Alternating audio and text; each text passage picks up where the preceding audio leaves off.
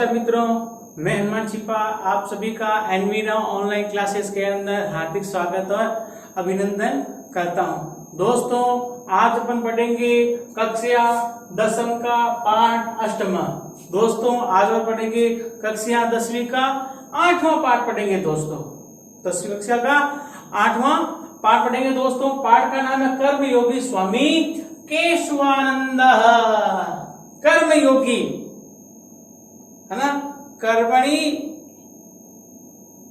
एव, कर्म में ही है ना, कर्म द्वितीय कर्मयोगी स्वामी केशवानंद, अर्थात जो व्यक्ति कर्म करता है वही व्यक्ति आगे बढ़ता है। अब ये अपना लेसन क्या है? कर्मयोगी स्वामी केशवानंद, यानी जो स्वामी केशवानंद है ना, स्वामी केशवानंद है, उसके ऊपर अपना पूरा लेसन है। किसके ऊपर? स्वामी केशवानंद के बारे में। उन्होंने क्या किया, कैसे थे, माँ कौन थी, पिता कौन थे, कहाँ के रहने वाले थे, है ना, शिक्षा कहाँ प्राप्त की, कैसे प्राप्त की, क्या काम किया, बाद में किस नाम से प्रसिद्ध हुए, है ना, क्या क्या काम किया, वो अपन सारा यहाँ पर पढ़ेंगे। पहले क्या कह रहा है?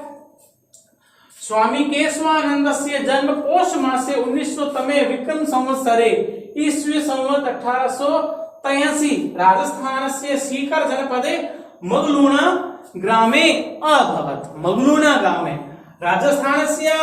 राजस्थान के सीकर जनपदे, सीकर जिले में, राजस्थान के सीकर जिले में मगलूना ग्रामे, कौन से गांव में? मगलूना गांव में। दोस्तों, ये क्वेश्चन इंपोर्टेंट है, ये पेपर में आता है। स्वामी केशवानंद से जन्म कुत्र अभवत्? स्वामी केशवानंद से जन्म कुत्र अभवत्? राजस्थान से सीकर जनपदे मगलूना ग्रामे अभवत्। राजस्थान से सीकर जनपदे मगलूना ग्रामे अभवत्, अर्थात राजस्थान के सीकर जिले के मगलूना गांव में हुआ। सीकर जिले के मगलूना गांव में हुआ। पूरा पढ़ लेते हैं। स्वामी केशवानंद से जन्म, स्वामी केशवानंद का जन्म पौष मासे, पौष के महीने में, कार्तिक, मिक्सर और पो। अभी कार्तिक चल रही है, फिर आएगा मिक्सर, मार्च से बोलते हैं ना मिक्सर, फिर आएगा पो।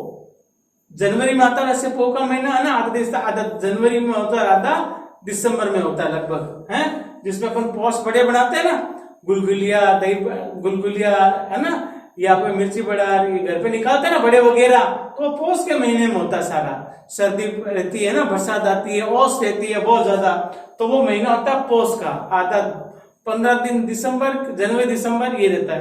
तो क्या करा है? स्वामी केशवानंद का जन्म पौष महीने, पौष मास से पौष के महीने में विक्रम संवत 1940 को हुआ। विक्रम संवत 1940 को हुआ और ईस्वी संवत 1883, यानी अपन जो बोल रहे हैं वो तो गया 1883 वाला, और जो विक्रम संवत है वो हो जाएगा 1940 को। यानी विक्रम संवत हो जाएगा 1940 और ईस्वी संवत हो जाएगा 1883, है ना। राजस्थान के सीकर जिले के मगलूना गांव में हुआ। अस्य पितुर नाम ठाकुर श्री ढाका।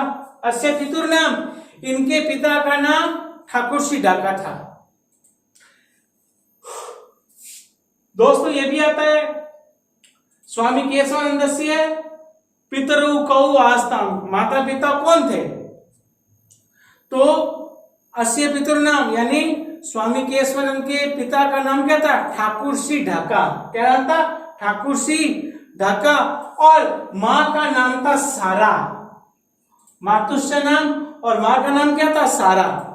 पिता का नाम था ठाकुर श्री ढाका, ठाकुर श्री ढाका, और मां का नाम क्या था? सारा, मां का नाम सारा। स्वामी केशवानंद के पिता का नाम था ठाकुर श्री ढाका और मां का नाम सारा, ऐसा था, ऐतिहासिक ऐसा था। बाल्य केशवानंद से नाम बिरमा, ऐतिहासिक। बाल्य बचपन में केशवानंद का नाम बिरमा आसीत् था। प्रश्न आता है केशवानंदस्य बाल्यकाले, सॉरी दोस्तों, है ना, बचपन में केशवानंद का नाम क्या था? बिरमा था। बचपन में केशवानंद का नाम क्या था? बिरमा। बचपन में केशवानंद का नाम क्या था? बिरमा। यदा, जब, प्रश्न आता है बाल्यकाले केशवानंदस्य नाम किम आसीत्? बिरमा, है ना। बिरमा का आसीत्? स्वामी केशवानंदः आसीत्। बिरमा का आसीत्? स्वामी केशवानंदः आसीत्। बिरमा कौन था? स्वामी केशवानंद था।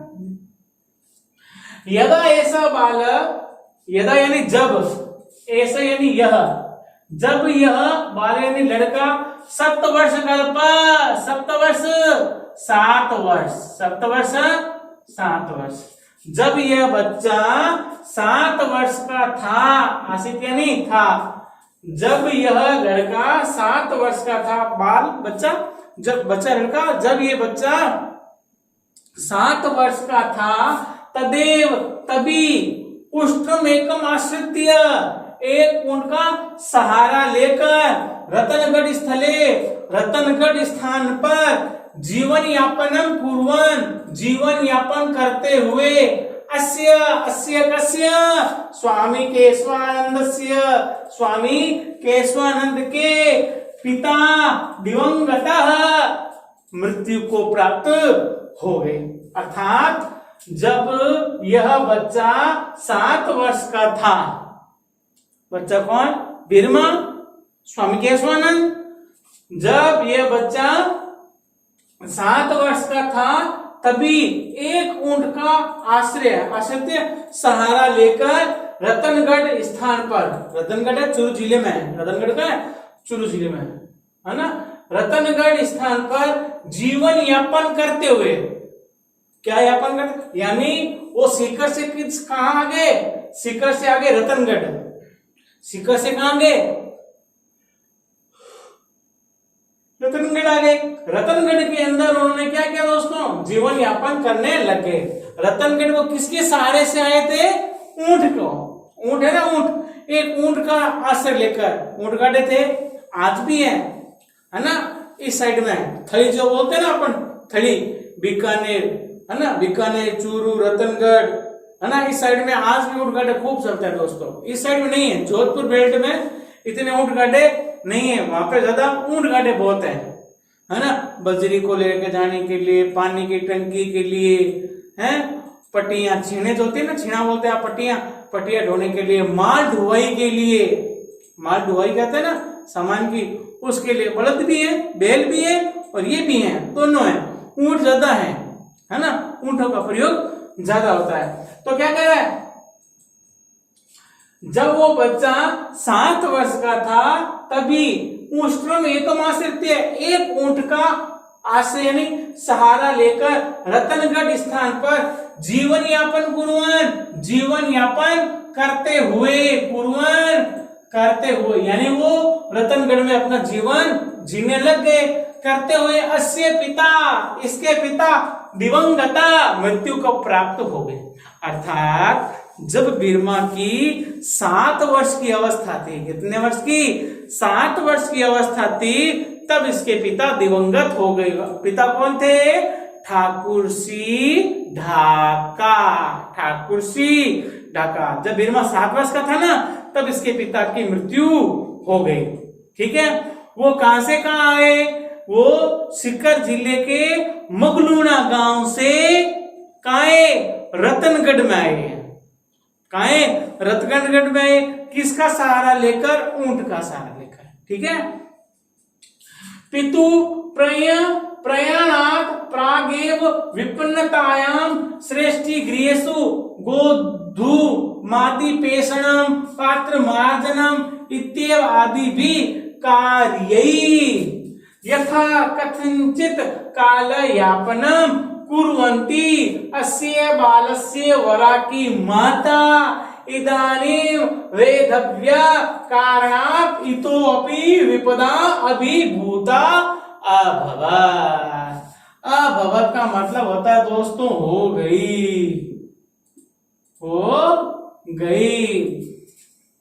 सारा मैटर छुपा हुआ है, 2 लाइन है ना। पितु प्रयाणात्, पिता के जाने से प्रागेव, पहले ही, जब वो 7 वर्ष का था उससे पहले की बात कर रहा है, अर्थात जब उसके पिताजी मृत्यु को प्राप्त हो गए उससे पहले बता रहा है, उसकी पहले की कहानी बता रहा है दोस्तों। पिता के जाने से, प्रयाणात यानी जाने से,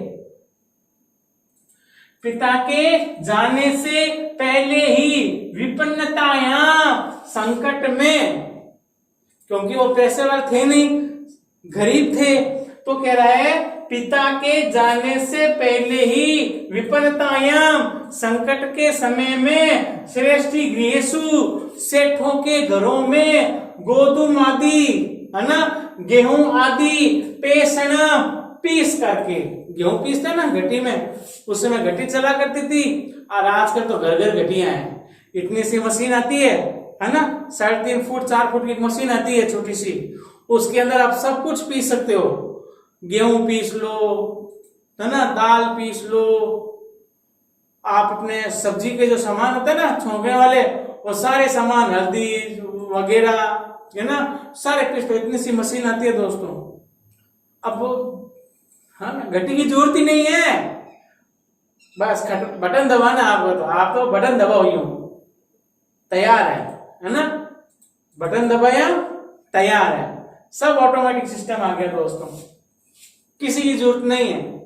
सेल, तो क्या कर रहे हैं, पिता के जाने से पहले ही संकट के समय में सेठों के घरों में, है ना, किसके घरों में, सेठों के घरों में, गोधूम आदि यानी गेहूं आदि, पेषणम, पीस कर, पेषणम पीस कर, पात्र मार्जनम, बर्तन धोकर, बर्तन धोकर, बर्तन धोकर, इति एव आदि भी, है ना, इत्यादि, इति एव आदि भी, इत्यादि कार्यों से, यथा किंचित, जैसे तैसे, कालम, समय, यापनम कुर्वन्ति, व्यतीत करती हुई, व्यतीत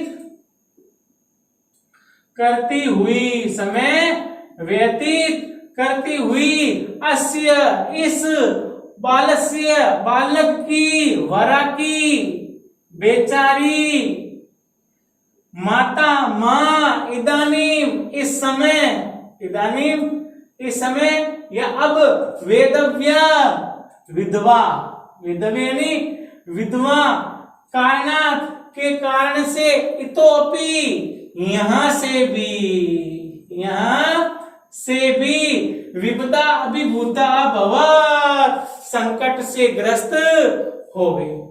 अर्थात जब इसके पिताजी थे उस समय तो क्या करती थी, सेठों के घरों में जाती थी, गेहूं को पीस देती थी, है ना, और उनके घर में बर्तन मांज देती थी, जिसके कारण से उसका घर परिवार चलता था।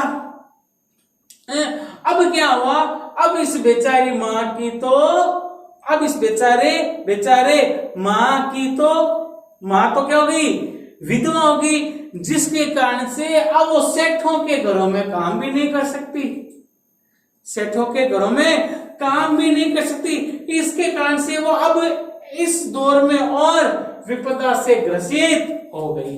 पास में ही एक बार दोस्तों पूरे एक साथ देख लो, है ना, मैं ये बता रहा हूं आपको, यहां से बता रहा हूं, पिता के जाने से पहले ही संकट के समय में सेठों के घरों में गेहूं आदि पीस कर, बर्तनों को मांझ कर, इत्यादि कार्यों से जैसे तैसे समय व्यतीत करती हुई इस बालक की बेचारी माँ अब विधवा के कारण से यहाँ से भी विपदा से ग्रसित हो गई।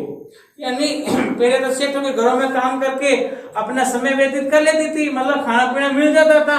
अब विधवा हो गई तो विधवा होने के कारण से दोस्तों वो सेठों के घरों में काम भी नहीं कर सकती।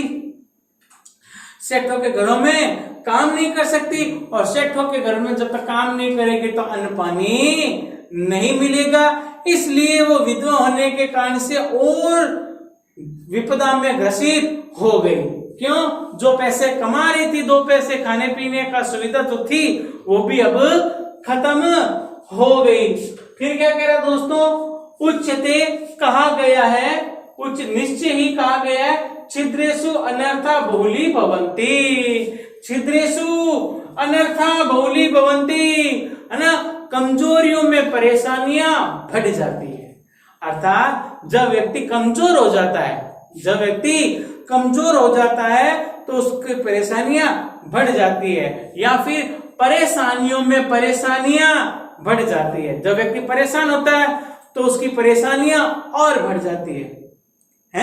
एक तो था गरीब, बाप बीमार हो गया, बाप के ऊपर खूब पैसा लगाया, फिर वो बाप मर गया है। तो जब बाप बीमार था, पिताजी बीमार थे, तो उन्होंने खूब पैसे लगाए, कर्जा ही तो गया। अब पिताजी मर ही गए तो अब और कर्जा हो गया, हुआ नहीं हुआ, तो क्या करे? छिद्रेषु अनर्था बहुली भवन्ति, परेशानी में परेशानियां और अधिक हो जाती है। बहुली भवन्ति अधिक हो जाती है, बहुली भवन्ति अधिक हो जाती है ना। छिद्रेषु अनर्था, अनर्थ यानी परेशानियां, यानी कमजोरियों में या परेशानी में परेशानियां बढ़ जाती है। जब व्यक्ति कमजोर होता है तो उसके अंदर परेशानियां बढ़ जाती है। इदानीम अब मातु संयोगाय बिर्मा बालकेन गोचरण कार्य आरब्धम, है ना।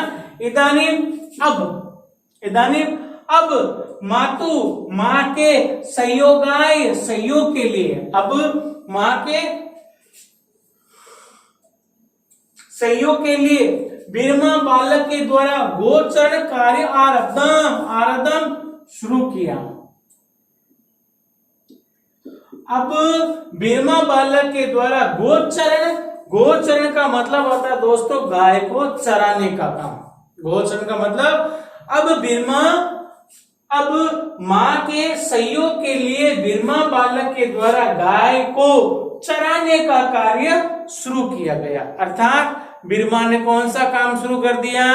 गाय को चराने का काम। गोचर भूमि होती ना, तो कहता हाँ भाई ये ले जा गाय और चरा कर लिया, तो शाम को चरा कर लाता है तो उसको 2 रुपए, 3 रुपए, 5 रुपए ऐसे पैसे मिलते थे। वो एक गाय तो होती नहीं, खूब सारी गायों को लेकर जाता था, है ना। अब माँ के सहयोग के लिए बिरमा बालक के द्वारा गाय को चराने का कार्य शुरू कर दिया गया। तदानींतना यानी उस समय से, है ना, दीनहीन यानी गरीब, ग्रामीण दीनहीन ग्रामीण, कृषक वर्ग, किसान वर्ग, श्रमिक वर्गश्च और श्रमिक वर्ग, सामंतो यानी मंत्रियों, राज्ञां राजाओं, नवाब संज्ञा का नाम, नवाबों की संज्ञाओं का, विदेशी का नाम च और विदेशियों के शासक का नाम, शासकों के त्रिविधे, तिहरे, दास्ता के पिंजरे में आबद आदसीत बंधा हुआ था। आबद यानी बंधा हुआ और आसित का मतलब था, यानी वो कह रहा है उस समय, जिस समय बिरमा गाय चराया करता था या बिरमा के पिताजी मृत्यु को प्राप्त हो गए थे, यानी जब बिरमा 9-1 साल का था, 8-9 साल का, उस समय कह रहा है तदानीम तनह यानी उस समय दीनहीन ग्रामीण किसान वर्ग, श्रमिक यानी मजदूर वर्ग, सामंत यानी मंत्रियों, राजाओं, नवाब, है ना, जिनको नवाबों की संज्ञा थी ना, ये आया नवाब का बेटा जो ये काम कर देगा ना, नवाब, विदेशियों के, है ना, विदेशी शासकों के तिहरे, त्रिविधे यानी तिहरे, दास्ता के पंजरे यानी पिंजरे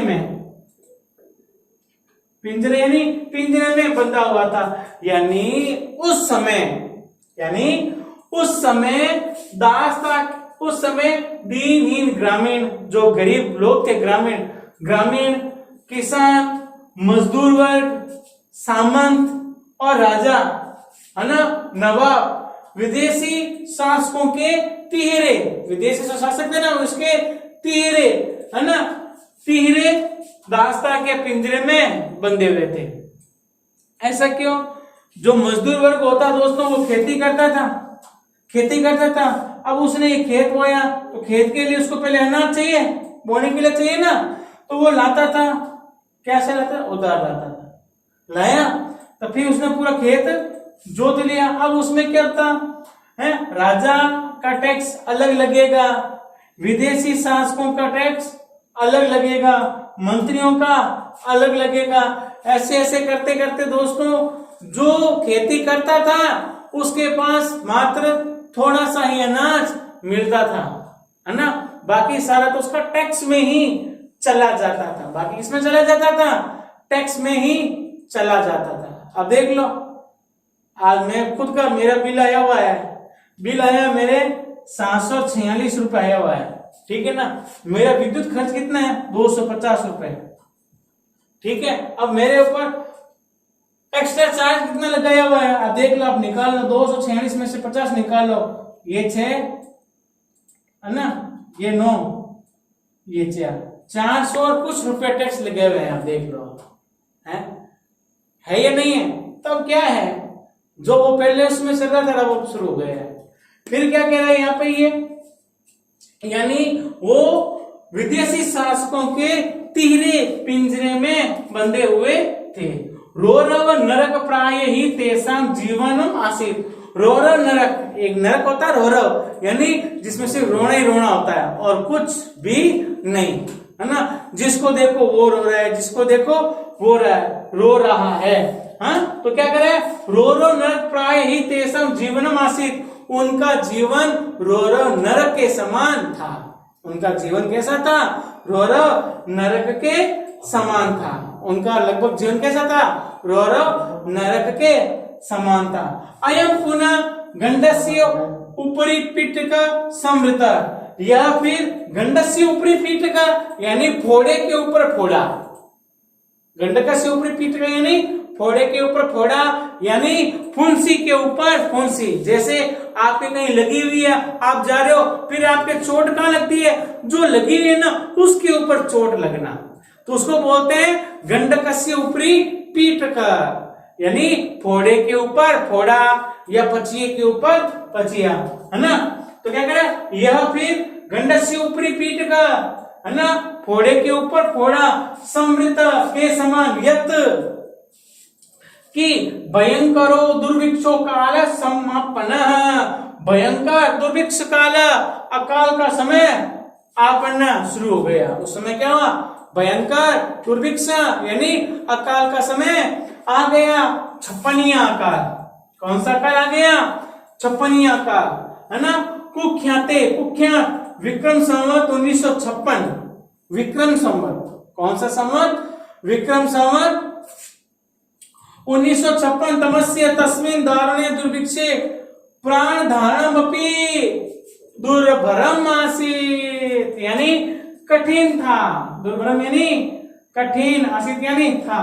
तो क्या कह रहे हैं उस समय, क्या कह रहे हैं? गंडक से ऊपरी पीठ का यानी फोड़े के ऊपर फोड़ा के समान, यत कि भयंकर दुर्भिक्ष काल समापन्न, भयंकर अकाल का समय आ गया था। कौन सा काल था? छप्पनिया काल। कब आया था? 1956 में। छप्पनिया काल कब आया? छप्पनिया 1956 विक्रम संवत। कौन सा संवत था? विक्रम संवत 1956 में छप्पनिया काल आया था। तस्मीन उस दारुणे भयंकर दुर्भिक्षे अकाल में प्राण धारणमपि, प्राणों को धारण करना भी दुर्भरम आसीत, कठिन था। जब वो छप्पनिया काल आया था 1956 में, उस समय लोगों को अपना जीवन धारण करना भी कठिन हो गया था। यानी व्यक्ति खुद जिंदा रहने के लिए भी कठिन हो गया था। क्यों कठिन हो गया था दोस्तों? क्योंकि चतुर्दिशु, चारों दिशाओं में, चतुर्दिशु चारों दिशाओं में, जलम नेव पानी नहीं है, अन्नम नेव अन्न नहीं है, तृणम नेव तिनका नहीं है, पशु भी मर गए। तृणम यानी तिनका, घास। जब पशु को क्या चाहिए, घास चाहिए, चाहिए नहीं चाहिए? अपन को तो रोटी चाहिए, पशुओं को घास चाहिए, चाहिए नहीं चाहिए? वो घास नहीं खाएंगे तो आपको दूध कैसे मिलेगा? हैं? तो चतुर्दिशु, चारों दिशाओं में पानी नहीं है, अन्न नहीं है और घास नहीं है। आसीत केवलम चित पिपासयो अखंडम साम्राज्यम, है ना, केवल चित पिपासयो, भूख और प्यास से पीड़ित अखंडम साम्राज्यम, पूरा साम्राज्य, प्राणी नाम अर्धनादश्च, प्राणियों के रोने और चिल्लाने की आवाज आ रही थी पूरे साम्राज्य के अंदर, है ना। जब 1956 के अंदर, है ना, 56 अकाल पड़ा, उस समय चारों दिशाओं में ना तो पानी था, ना अन्न था, ना ही तिनका था, केवल भूख और प्यास से पीड़ित पूरा साम्राज्य, है ना। प्राणी आर्तनादश्च, सारे प्राणी क्या थे, रो और चिल्ला रहे थे। समी वृक्षाणाम, समी का मतलब होता है दोस्तों आपके बरगद का पेड़, नहीं, इसका क्या कहते हैं, खेजड़ी, है ना। समी वृक्षाणाम, खेजड़ी की त्वचा भारुट संज्ञा, भरुट नामक संज्ञा, यानी जो खेजड़ी की छाल होती है ना, तो दोस्तों 1956 के बाद में ही लोगों ने सांगरी खानी शुरू की थी। सांगरी होता है ना, सांगरी की सब्जी, ये 1956 से ही दोस्तों खानी शुरू की थी अकाल पड़ने के कारण से। और बहुत सारे जो पालक है, चंदड़ी है, ये तभी से खाना शुरू किया है। पहले लोग इस घास फूस को खाते ही नहीं थे, है ना, इसको घास फूस कहते थे, गाजर वगैरह को भी नहीं खाते थे, इनको घास फूस में काम में लेते थे गायों के लिए, है ना। अब इसको खाने लगे। तो समी वृक्षाणाम, है ना, खेजड़ी के पेड़ों की त्वचा को भरुट नामक संज्ञा, घास को खादित्वा खाकर मनुष्य यथा कथंचित जैसे तैसे प्राणों की रक्षा करते थे। यानी जब दोस्तों 1956 काल आया था, उस समय लोग क्या करते थे, खेजड़ी होते ना, खेजड़ी, उसकी छाल को भरुट नामक संज्ञा, यानी उसकी छाल को भरुट नामक संज्ञा कहते थे, है ना। समीवेक्षण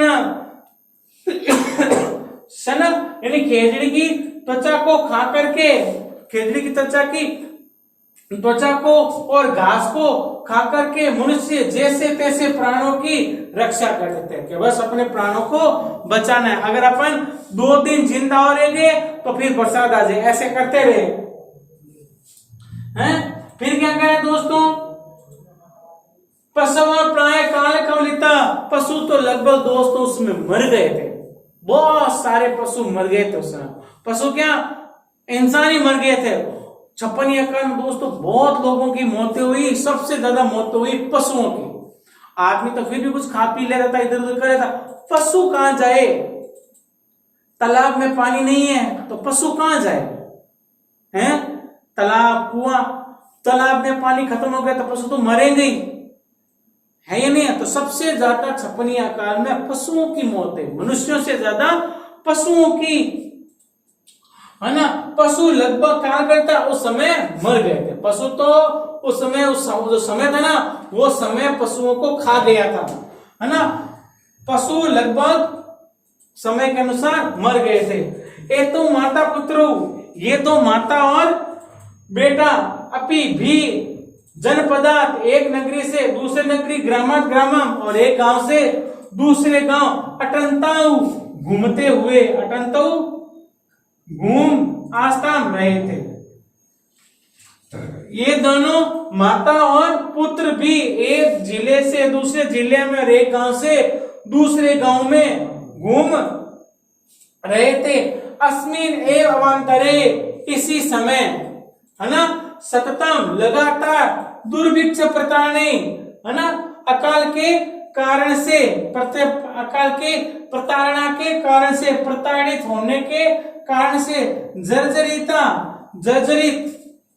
है ना, जर्जरित यानी एकदम नष्ट होने वाली अवस्था में, बदअवस्था, नष्ट होने वाली अवस्था में च बिर्मा जन्यापि षोडवर्ष देशीयम एवं किशोरम एकलम विहाय दिव प्रयातम।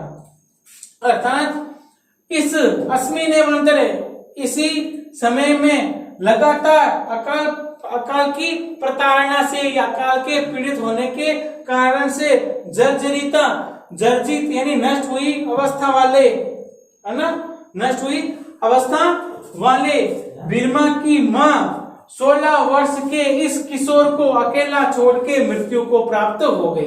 यानी जब बिर्मा 16 वर्ष का था उस समय इसकी मां भी इसको अकेला छोड़कर चली गई। तदंतरम उस समय अकेला होते हुए भी सारा दुख दावाग्नल द्वितीय च्युत पिपासिता बिर्मा उत्तर दिशायां दिशो ज्ञाते पति अहिंडमान पंजाबे फिरोजपुर ग्रामे प्राप्त। फिर क्या कहा दोस्तों, है ना, जब कि बिर्मा 16 वर्ष का था उस समय उसकी मां भी उसको छोड़कर चली गई, अर्थात मां स्वर्ग सिधार गई तो ये अकेला हो गया, है ना। यह अकेला क्या कर, तदंतरम उसके बाद अकेला होते हुए असार का संसार दुख दावन, है ना, दुख से घिरा हुआ, दूसरा च्युत पिपासिता भूख और प्यास से पीड़ित बिर्मा उत्तर दिशा में अज्ञात पति अनजान रास्ते में अंडमान घूमता हुआ पंजाब के फिरोजपुर में पहुंच गया। 16 वर्ष की आयु में इसकी मां मर गई। मां मरने के बाद में वो अकेला हो गया। अकेला होकर के दोस्तों उत्तर दिशा में चला गया। उत्तर दिशा में पंजाब के फिरोजपुर में चला गया। केना पे कृपलना, किसी कृपालु के द्वारा आर्य समाज के अनाथालय में प्रवेशितो अयम। ये कहां पहुंच गया, आर्य समाज के अनाथालय में पहुंच गया। पंजाब के फिरोजपुर के अंदर आर्य समाज का अनाथालय था, है ना, उस अनाथालय में ये पहुंच गया। बिर्मा रोटी का ये अक्षर ज्ञान से युगपत दर्शनम इदम प्रथमतया करोत, है ना। देखो बहुत बढ़िया बात कर दोस्तों, बिर्मा रोटी और अक्षर ज्ञान का युगपत दोनों का एक साथ, उसने पहली बार रोटी और अक्षर ज्ञान यानी पढ़ाई दोनों एक साथ देखी। आज वो रोटी भी खा रहा है, साथ में पढ़ाई भी कर रहा है ना। रोटी और अक्षर ज्ञान युगपत एक साथ दर्शनम इदम प्रथमतया करोत, उसने रोटी और अक्षर ज्ञान का पहली बार एक साथ दर्शन किया, पढ़ाई भी की और रोटी भी खाई। कहां पर, आर्य समाज के अनाथालय में। कहां ये, पंजाब के फिरोजपुर में, है ना। उसने बिर्मा ने रोटी और अक्षर ज्ञान का एक साथ दर्शन यह पहली बार किया। अयम एव एकस्य पशु चारकस्य महापुरुषों प्रति यात्राया प्रस्थान बिंदु आसीत। अयम एव यही एक पशु चराने वाला महापुरुष की ओर यात्रा का प्रस्थान बिंदु था। यानी ये पशु चराने वाला कौन, बिर्मा, वो एक अब महापुरुष की ओर यात्रा के प्रस्थान का प्रथम बिंदु था। यानी अब वो पशु चराने वाला जो लड़का बिर्मा था, वो अब महापुरुष की ओर यात्रा करने वाला हो गया। अत्र तस्य हृदय संस्कृत अध्ययन इच्छा अंकुरिता। यहाँ कहा, आर्य समाज के अनाथालय में उसके हृदय में संस्कृत पढ़ने की इच्छा अंकुरित हुई। कौन सी इच्छा अंकुरित हुई, संस्कृत पढ़ने की, संस्कृत, है ना, अध्ययन पढ़ने की इच्छा क्या हुई, अंकुरित। यानी उस अनाथालय के अंदर उसको संस्कृत पढ़ने की इच्छा जागृत हुई कि अब मैं संस्कृत पढ़ूंगा। कौन, बिर्मा ने सोच लिया अब मैं क्या पढ़ूंगा, संस्कृत पढ़ूंगा। दोस्तों इसके आगे वाला चैप्टर अपन कल पढ़ेंगे, ठीक है। धन्यवाद दोस्तों, वीडियो को लाइक, सब्सक्राइब और शेयर करें, ज्यादा से ज्यादा अपने मित्रों को भेजें। धन्यवाद।